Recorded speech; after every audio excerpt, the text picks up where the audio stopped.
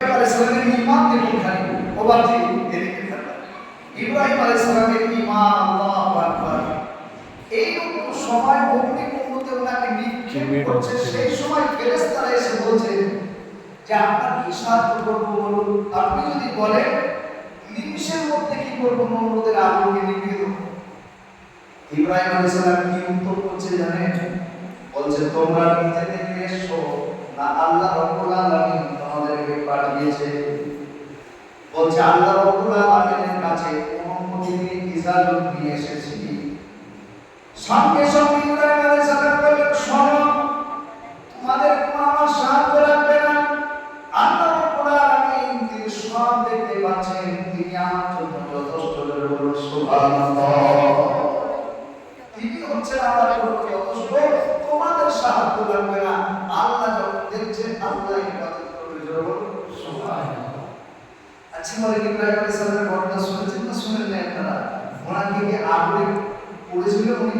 আল্লাহু আকবার। আল্লাহ রাব্বুল আলামিন যখন ইব্রাহিম আলাইহিসসালাম ওই রকম বললেন আল্লাহ রাব্বুল আলামিন আমার হেফাজত করবে। আল্লাহ রাব্বুল আলামিন বললেন কুলনা ইয়া রুকুনি বারদান ওয়া সালামান আলা ইব্রাহিম। আগুনকে বলছে আগুন রে, আমার বন্ধু ইব্রাহিম আলাইহিস সালামের জন্য তুমি আমার কি করে এমন ঠান্ডাদায়ক হও, আপনার এয়ার কন্ডিশনের মতো ঠান্ডা হয়ে যাও। সুবহানাল্লাহ।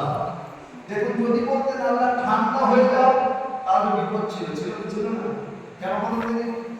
একবারে যদি বড় বড় মানুষকে জ্ঞান্ত মানুষকে রাখা যায় মানবে মানবে না, মরে যাবে। ওই জন্য আল্লাহ রাব্বুল আলামিন বারদান ওয়া সালামা, বারদান মানে হচ্ছে ঠান্ডা, সালামা মানে হচ্ছে শান্তিদায়ক ঠান্ডা। মানে এয়ার কন্ডিশন মেনে যাও। সুবহানাল্লাহ। তাফসীরের মধ্যে লিখেছে আল্লাহু আকবার, ইব্রাহিম আলাইহিস সালামকে দড়ির মধ্যে রশি দিয়ে বেঁধে আগুনের মধ্যে নিক্ষেপ করা হয়েছিল।